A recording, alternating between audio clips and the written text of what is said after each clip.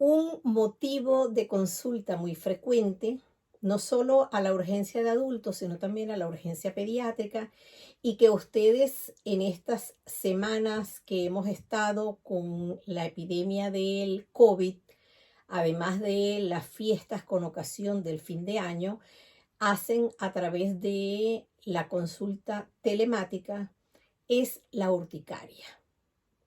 Generalmente son urticarias agudas, es decir, que no pasan de 6 semanas.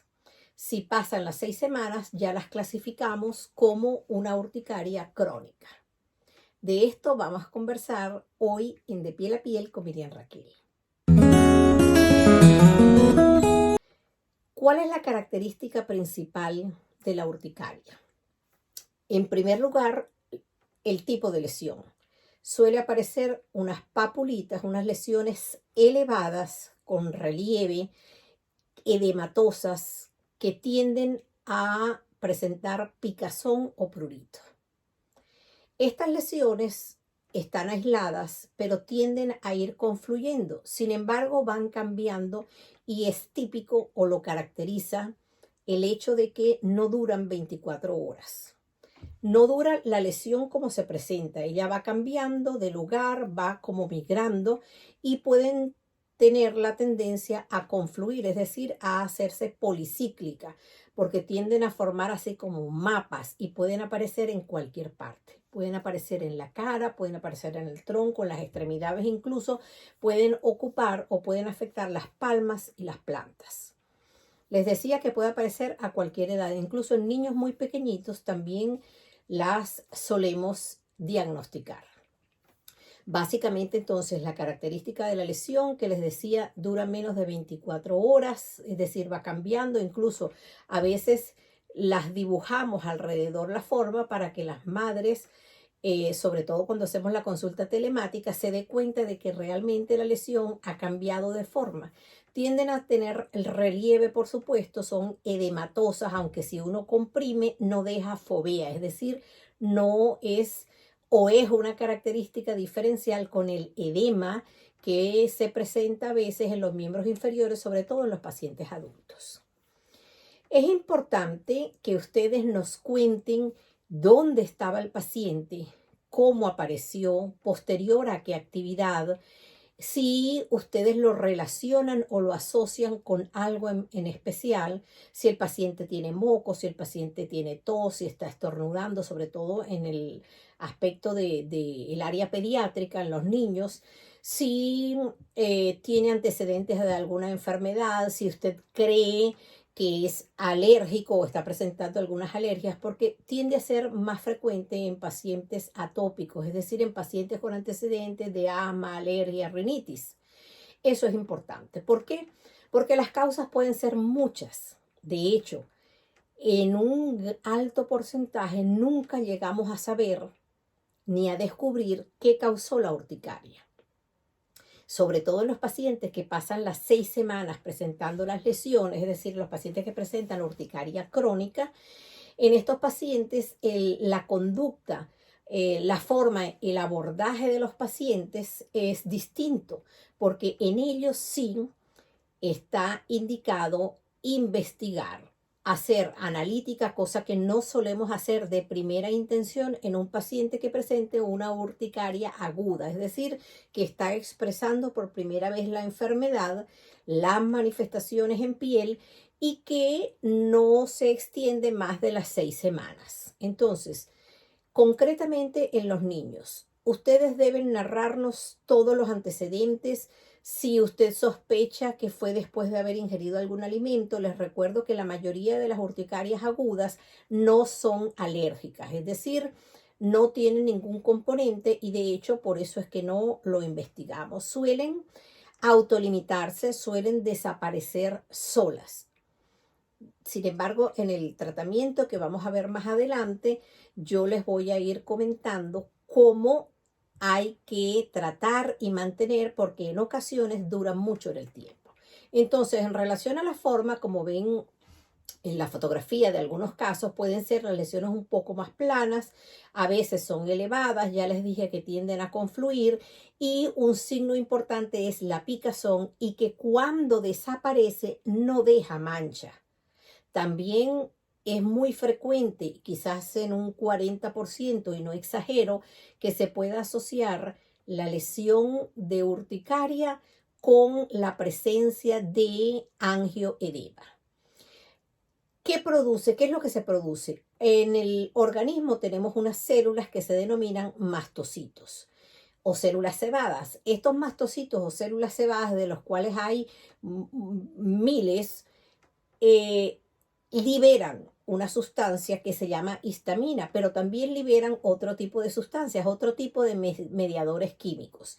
Y esa liberación va a hacer que se dilaten las vénulas que se encuentran en esas capas que les he hablado en otros vídeos. Saben que la piel tiene la epidermis, que tiene varias capas, y luego viene la dermis más profunda, que es donde se encuentran los vasitos capilares, las vénulas.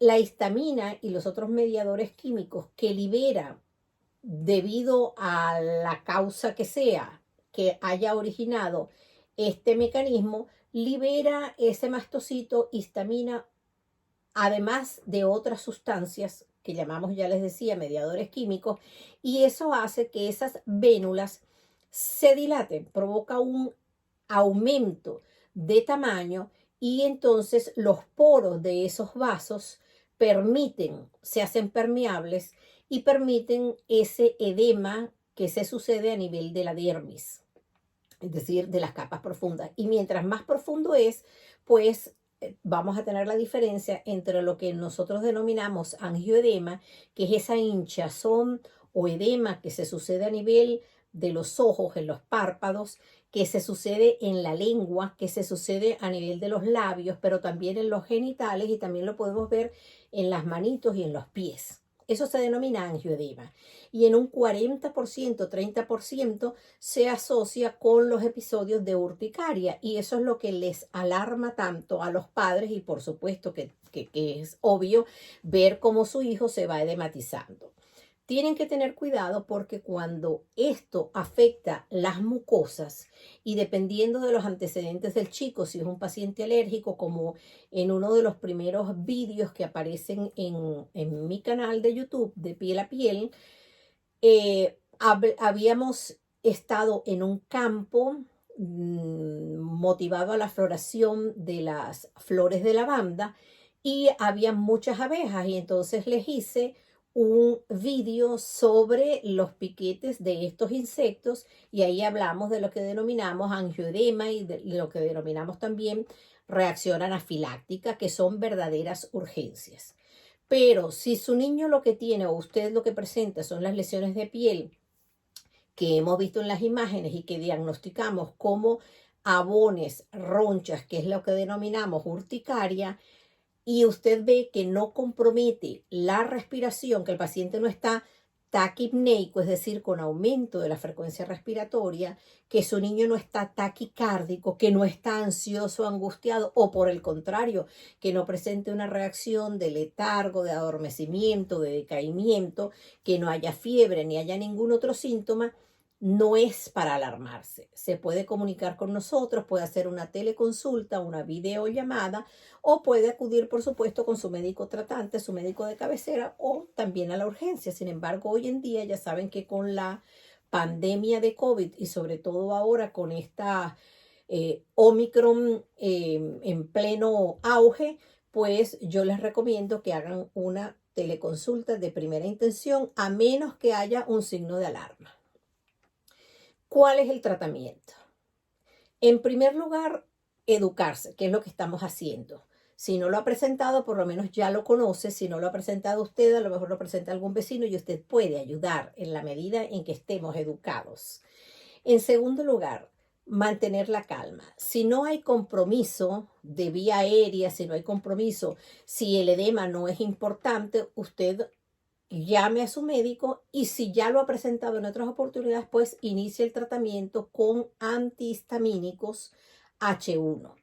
Hay antihistamínicos H2 Por eso les hago énfasis en los antihistamínicos H1, pero no los de primera generación. Las guías europeas vuelven, insisten, y cuando acudimos a los cursos, a los congresos, a los talleres con los inmunólogos, los alergólogos, los dermatólogos, los pediatras y todos los especialistas que tienen que ver con estas patologías, se insiste en la no utilización de los antihistamínicos que utilizábamos cuando yo era pequeñita, que ya voy por los 60 y algo, hace muchísimo tiempo, que eran antihistamínicos sedantes. Está demostrado que esos antihistamínicos antiguos no tienen mejor efecto y sí, contrariamente, penetran la barrera hematoencefálica y tienen efecto de sedación, lo cual no es lo que queremos, no es beneficioso para el paciente. Si usted inicia la dosis de antihistamínico a dosis convencional, que en pediatría lo damos o lo dosificamos de acuerdo al peso del paciente, es decir, kilo peso, y le decimos a ustedes dele tantos ml o dele tantos cc. Y usted se lo da, la dosificación es una sola vez al día. Pero nosotros, si vemos que el paciente no responde como creemos que debe responder, por eso de allí la importancia del seguimiento y del mantener el contacto continuo con su médico tratante. Si vemos que no responde, entonces podemos duplicar la dosis, que es lo que denominamos doble dosis, y que yo suelo anotárselo en el récipe, que le estamos dando doble dosis, triple dosis y hasta 4 veces la dosis que está en las guías europeas. Lo anoto en la receta, en el récipe, en la indicación, porque muchas veces van a la farmacia y el farmacéutico, con mucho respeto, que los quiero mucho y saben mucho, pero a veces cometen, vamos a llamarlo error, de decirle al paciente, pero esto está equivocado, esto es una dosis muy alta para el chico. Entonces, quiero enseñarles que en antihistamínicos, en los antihistamínicos H1, en los de segunda generación, que tenemos que estar bien claros con cuáles son, podemos dar dosis convencional, si no mejora, subir al doble, si no mejora, incluso llegar hasta 4 veces la dosis, siempre supervisado por el médico que se lo ha indicado. Y en segundo lugar, así como le decía que es un episodio la urticaria es autolimitada, que puede pasar solita, también les digo que hay algunas que se quedan, se mantienen, que se acompañan de angioedema y que provocan mucha angustia en los padres y también en los niños, y sobre todo perturban la calidad de vida, del sueño y todo lo demás. Si hemos descartado cualquier otra condición y estamos ante una urticaria que no sabemos la causa, pues nosotros insistimos en que el tratamiento debe ser pautado. Si usted le está dando el antihistamínico como hemos acordado, se puede mantener por 2, 3, 4 semanas, es lo ideal. No suspenderlo, cosa que ustedes hacen con frecuencia, y entonces la urticaria vuelve a aparecer.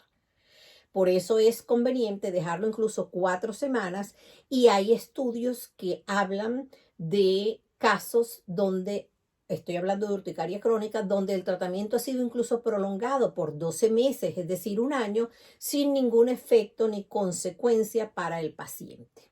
Pero recuerden que somos pacientes, cada uno es individual, que no existen enfermedades sino enfermos, y que existe una cosa que se llama idiosincrasia, es decir, que la respuesta al tratamiento va a variar dependiendo del paciente que esté recibiendo el tratamiento. Y ojo, porque también va a depender del momento. Puede ser que usted haya tomado una medicación en un momento dado a una dosis pautada, y que en otro momento, en otra condición, con otra crisis, en este caso hablando de urticaria, a lo mejor su respuesta no va a ser la misma, va a depender de muchos factores.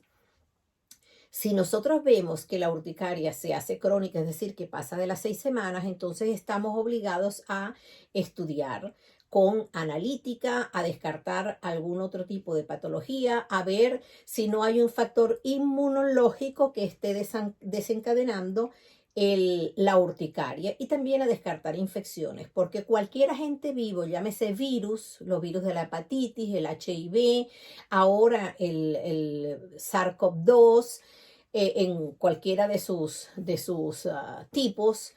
em, las hepatitis que ya les he nombrado, pero también los parásitos, incluso casos diagnosticados de Helicobacter pylori, que es una bacteria que se encuentra alojada en el estómago, pero también parasitosis intestinal y en adultos, ojo, en adultos, en pacientes mayores, generalmente cuando presentan urticaria o presentan un prurito crónico, estamos obligados a investigar también algún, que no sea esto, un síndrome paraneoplásico y que el paciente esté presentando algún cáncer oculto.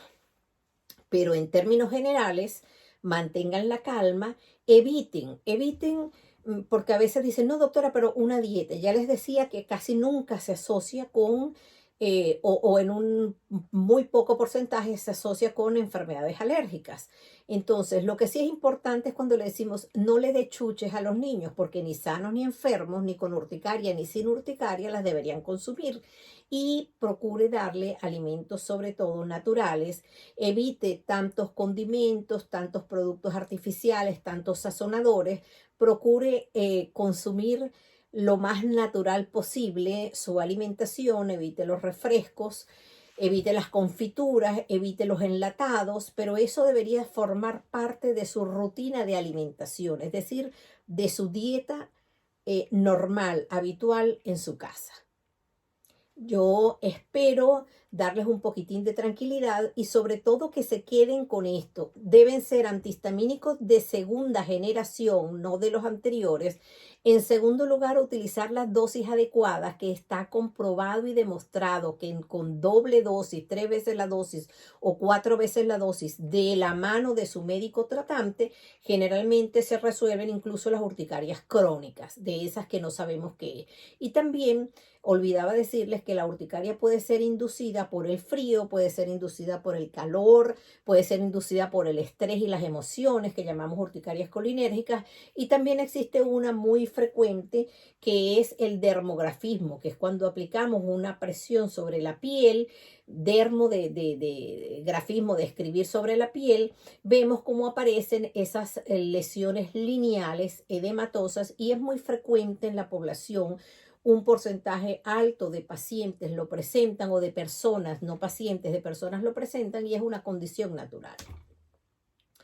Con esto me despido hasta el próximo vídeo y un abrazo y que Dios los bendiga.